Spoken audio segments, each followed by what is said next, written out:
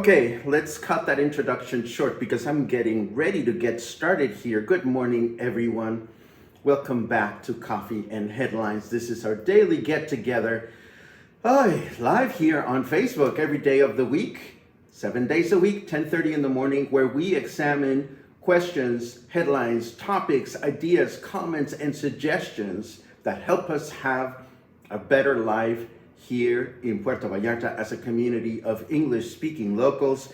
I am, I feel like, you know how you feel when you have just moved to a new home or a new apartment and you spend the first night there and you wake up and you're like, okay, so this place looks familiar, but you know, where is everything and where is everyone and so forth and so on. Well, that's exactly how I feel this morning. So let me, before we continue, give you a little bit of a rundown of what has happened and what is going on. The last 24 hours were quite energetic here at Coffee and Headlines headquarters. First of all, I am so happy that I can see your comments. I just don't know if I can show them on the screen, but I can see your comments, and that is good news. I may or may not be able to show them on the screen, but at the very least, I can see your comments, and that makes me happy, number one. Number two, the sound quality is probably not going to be as great as it has been before. We're still finding out ways to connect the big microphone to the little iPad. And number three, we still won't have weather, and we still won't have LunaCam, but we are getting there. We are getting there. I want to thank you. So there's a sound question mark. Can you guys hear me? Bronica says sound question mark, and I just want to make sure that you can hear me. Can anybody confirm that you can hear me? Again, the sound may not be as good as it has been, but I would appreciate if you can at least confirm that you can hear me. Meanwhile, let me take a quick look at your comments because, as always, there are so many of them. Actually, let me make sure that you can hear me. Yes, you can. Oh, good, you can hear me. Now, second question, if I click on that, can you see comments on the screen? See, that's the part that I'm not entirely sure that you're able to see the comments on the screen. And I want to know that you can see the comments on the screen. I guess I'm going to have to figure that one out at some point. And I think my living room is looking the way it's supposed to look. I certainly hope that is the case. Trying to find the broadcast on my other device to see if I can look at it along with you. And this might be a complicated thing. But anyhow, where do we start? You can hear me. You can see the comments. Well, you can see the comments, but I wonder if you can see the comments when I bring you up on the screen. Well, I'm going to get to that. I'll be doing some more researching. I wanted to let you know a little bit about what we're going to do today. First of all, I'm going to tell you a little bit of commentary of what the last 24 hours have been like here and how it is really, for me, it is a metaphor for the pandemic and how we're having to change our ways and adapt to the new normal. I also want to share a little bit of news with you, and I also want to share a video that I've been wanting to show you for the last 2 or 3 days, and we'll take it from there. Again, we're getting used to new ways of doing things here. Let me break down how yesterday went. Yesterday morning, I woke up as usual, and my computer decided to not be on my side. And I figured, okay, at 10 o'clock, if I haven't been able to bring the computer back to life, I'm going to have to improvise. And boy, did we improvise yesterday. Your comments and support was absolutely precious to me. And then, of course, the broadcast was over, and I did some more troubleshooting on the computer. And then I realized the computer needs to go to the shop. And I started doing some research. I know that if you want to do broadcast on the iPad or the iPhone, with all the bells and whistles that we're used to, you need to have there are two pieces of software that work. They both cost a certain amount of monthly payment. So I view the pros and cons of both. And then I became overwhelmed. And then I decided to take a denial siesta. And I'm sure that you know what a denial siesta is all about. When life becomes so overwhelming and you just can't deal anymore, I am sure you've taken a denial siesta. And if you haven't, try a denial siesta. They don't help, but at least you get a little bit of rest. So I woke up yesterday from my denial siesta, and I started to work, and I started to get used to new systems. I picked the one that I think is going to serve me while the computer is being sent for repair. You know, this is Puerto Vallarta, so it's not like you can walk into the computer store and say, slice that and give it back to me. So I will be broadcasting with this new system for a few days, maybe a few weeks, maybe forever, I don't know. So I stayed up very, very late last night, making sure that I understood enough of what's going on. And here we are, getting used to a new life and a new, new environment. And change is difficult sometimes. You know, there's a comment here from Kate Rayburn that says, the arrow going other way and the window is not showing. You know, we get so used to the things that we take for granted that when I see a comment like that, it's like, well, wait a second, are you here to look at the arrow or are you here to look at me? But for me, this is a huge metaphor to the pandemic and what's going on around us. You know, how capable are we? And this is not a question for you to answer me. How capable are we to change and adapt through unexpected adversities? I'm not looking for a medal here, but I will say something that I shared with a friend of mine who's in the entertainment industry the other day, and this person was saying to me how overwhelmed this person was because there's no money coming in and this and that and the other. And I said to this person, well, I'm going to say something that may offend you. I hope it will not offend you, but it has everything to do with reinvention and adapting. You know, when the pandemic was announced, I started learning how to adapt on day one. And learning doesn't come easy for a 58-year-older. You know, I don't get into manuals and technical stuff, which is what I need to do what I do. But at some point, we all need to come to the conclusion that, you know, the world is not going to be the way it used to be for some time. And I said to this person, well, you know, I'm 58 and I've been studying every single day since the pandemic started, and how are you? And clearly this person was still, or is still, sort of waiting for things to come back to normal so that this person can continue to live the way this person used to live before. And that's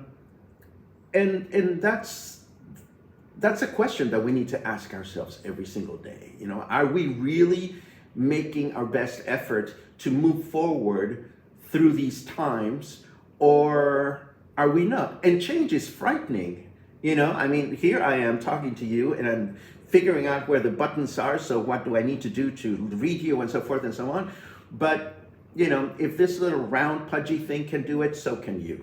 And so the reason I'm sharing all of this is to thank you for your understanding if this broadcast is not going to be exactly what you're used to, but also to invite you to reflect on just how well you are dealing with your own capacity to change, adapt, and make the best of whatever situation you are in. We are all different people. We're all in different circumstances, but we all have that capacity to overcome adversities.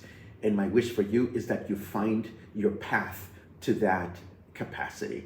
And that's it. Woof. Enough of that. Let's take a quick look at At the news, I have like 1, 2, 3 things I want to share, and then I have something fun, and then we'll be in our merry way. And we don't have news chung chaka chunka chun yet, but let me take a quick look at your comments before I get into the news. Oh, this is a new weird way to look at the comments. I'll get used to this. Okay, so you don't see comments on screen. I think this software allows me to do it as always. Oh, by the way, if you're new to this mess, my name is Paco, and we're here every single day. If you are new to Coffee and Headlines, we love to know that you are new. And you can let us know that you are new by writing the word new in your comment, and we'll give you a proper welcome. And also, if you have an important item that you wish to discuss during the broadcast, it helps a great deal to add a cue before your comment. That way we can find it, or I can try to find it through the comments as we are broadcasting live. So I see that you don't see comments on the screen. Very well. I'm going to try to figure out what we need to do to make that happen. Michael Evans wants me to sing the blues. I don't think I'm going to do that. Crystal wants the recorder, and the recorder will come back at some point. And where are the food photos? Jill, those photos are the ones I want to show you today.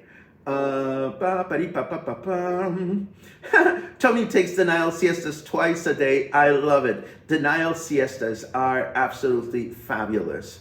I love denial siestas. Absolutely. Let's see. Yes, are those glasses? Yes, are those glasses? That's an interesting comment. I don't know what it is. Stop fundraising for my computer. Let's take it to the shop first. Let's take it to the shop first and see what happens.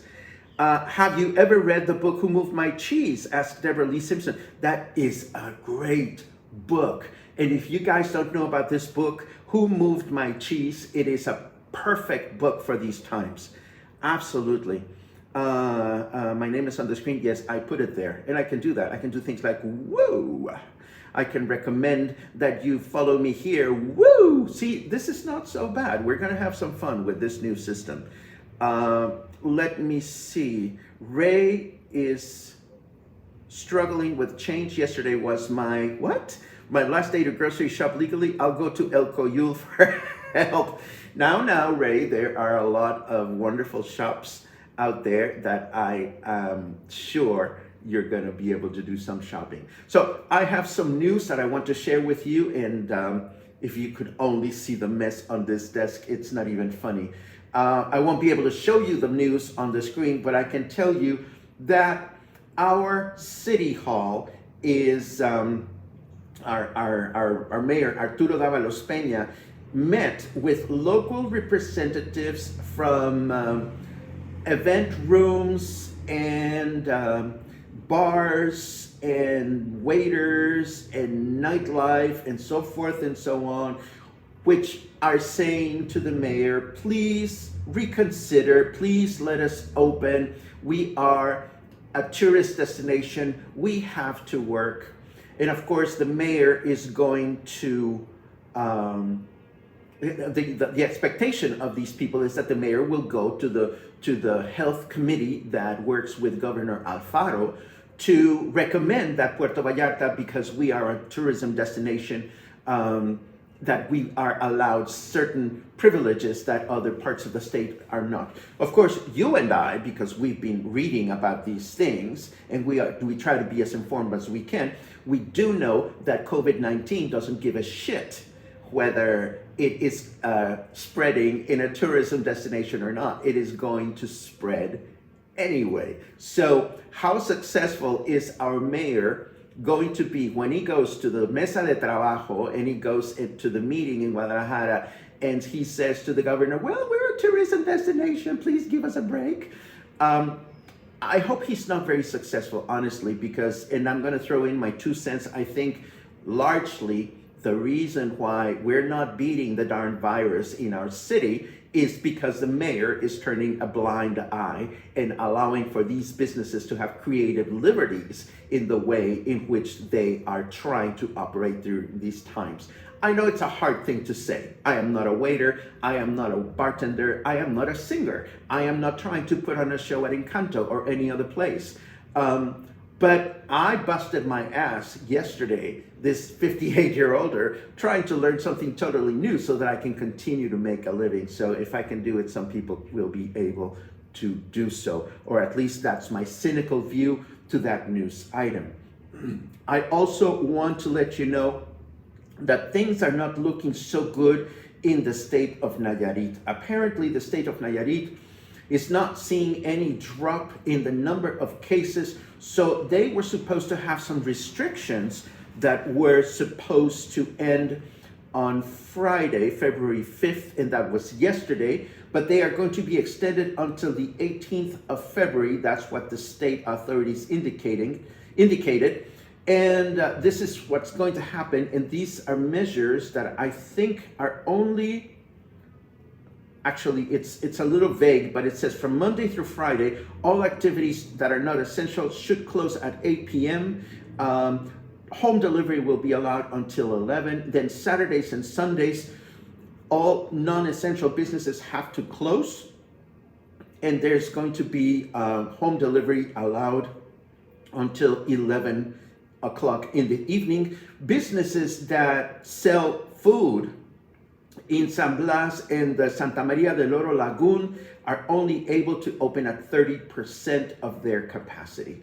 All the other municipalities in the states, Saturdays and Sundays will open all businesses, but they have to close at 8 p.m. with exception to essential businesses, which will be allowed to offer home delivery until 11 p.m. These are measures for Nayarit, and they are going to be going on until the 18th of February. Of course, we know that Valentine's Day is coming up, and Valentine's Day will be yet another reason of concern for everyone, not only in Nayarit, but also in our state. I also have a bit of good news. This is actually good news. Can you imagine good news? I love good news. Jalisco, our state, is starting a project of inclusion in pueblos mágicos, but let me see if I can find a better word. We know that we have a number of pueblos mágicos in our state. San Sebastián del Oeste is the one that is closest to Puerto Vallarta. But one of the challenges with these little towns is that they are not wheelchair friendly. So for the 8 pueblos mágicos or magical towns in the state, a project has been designed so that these towns can have what they're calling universal accessibility. And the reason why they're trying to do this is so that every person with any kind of moving challenge will be able to visit these towns and enjoy them along with everybody else. We don't know exactly when this will happen, but it is very nice to see that the government of our state is keeping people that have mobility challenges in mind. Let me take a quick look at your comments before I show you a little something. La la li, baram bam bum bam. Coyul, we talked about Coyul, that's great. There's a link for Galerías El Triunfo. I love it. That's a crazy. Oh my God, Galerías El Triunfo. What a great place to go do a walkthrough video. If you've never been to Galerías El Triunfo, you have to see this store to believe it. And if you go there and you're high as a kite, oh my God, it is absolutely wonderful. Oh, Paul, life decisions are frequently path dependent. When you're deeply invested and many depend on you, change may hurt others. Is reinvention the right thing to do if it means abandoning the people you're responsible for, like employees? Well, I don't know that my view on this is the view.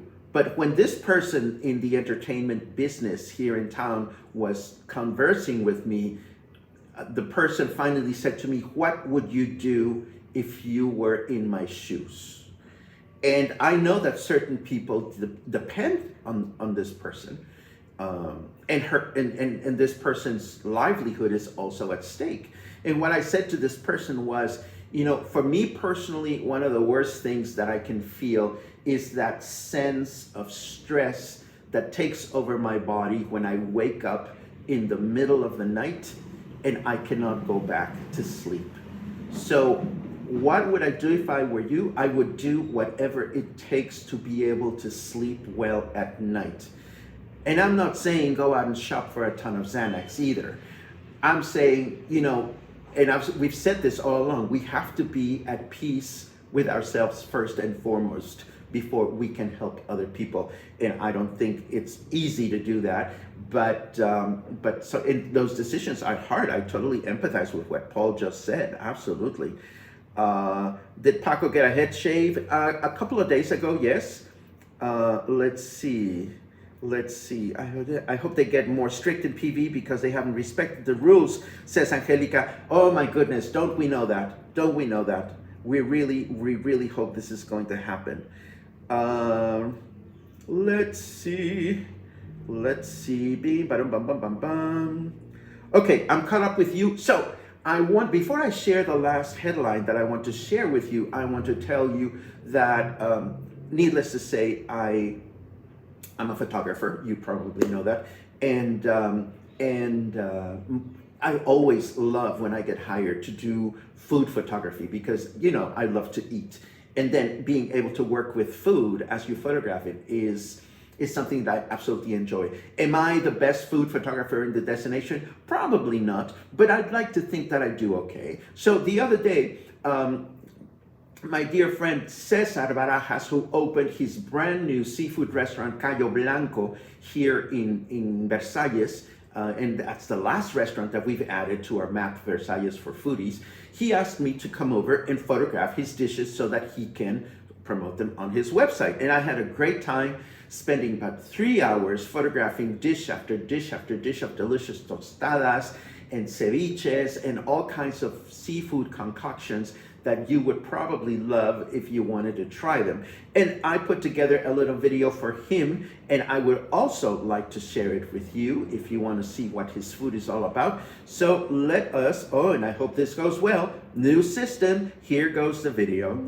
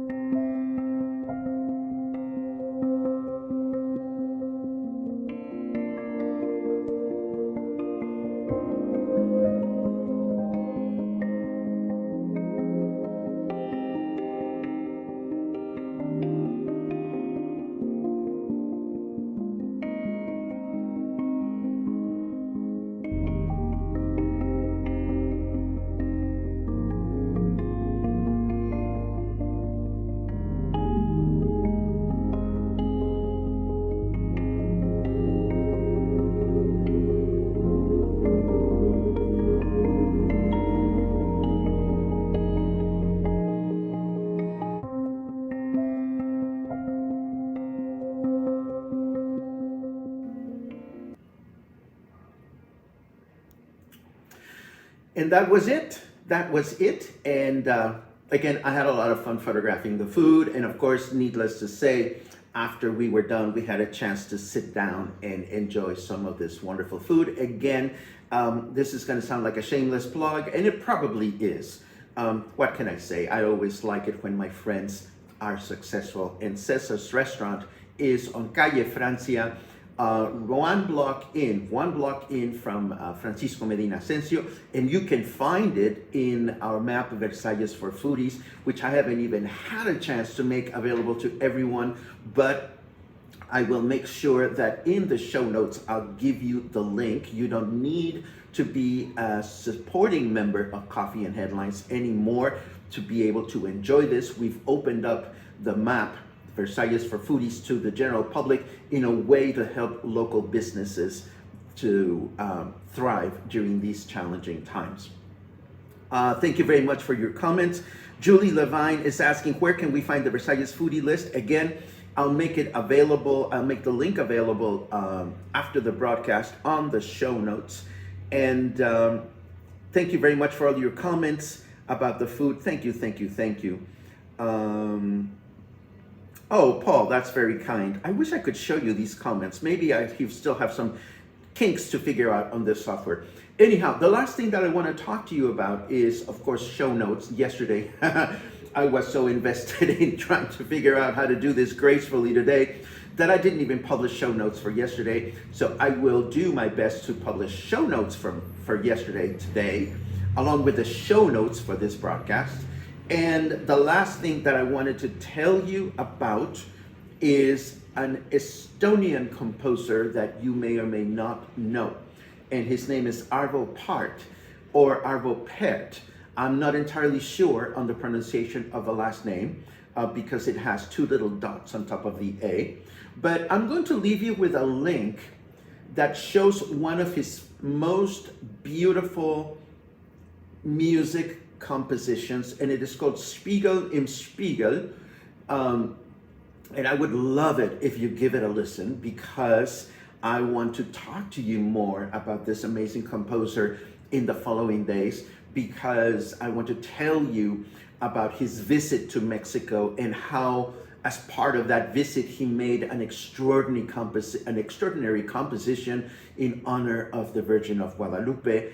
And I want to tell you the story how I inadvertently ended up at the premiere of this work, and how I ended up introducing myself to the composer, whose choral pieces I have had the pleasure of singing and conducting when I was still doing that. And it is a story that is very dear to my heart, and I figured this is as good a time as ever to do that. And with that in mind, I think we are done. Tony is asking, how do I look for the foodie list? Yes, we're going to do, we're going to put that in the show notes. Veronica is asking weather. Please trust me, the weather is delicious. I am still figuring out how I'm going to do the weather in this new world. Mijal says Cayo Blanco is our next food adventure. I hope that was an invitation. Anyhow, I think we are done. As always, I thank you. I thank you so much for your for being such great travel companions in this journey called Coffee and Headlines. I am always grateful for the opportunity to feel purposeful in my city, and I feel purposeful thanks to your comments, your questions, your preference. I have no idea how many of you are here today because I cannot see the count anymore, but for any of you that are here, I am so blessed with being able to be part of this community that you have created around these broadcasts. Nothing could make me happier. So between now and the next time that I see you, please stay kind, stay happy, stay connected. And as far as Coffee and Headlines is concerned, kindly stay patient. We are figuring out the kinks on how we're doing this, and hopefully we will continue to surprise and delight, because we enjoy doing that very much. Now I need to find the button to shut this off, because it is time to get going. Thank you so very much for watching, and I'll see you again soon.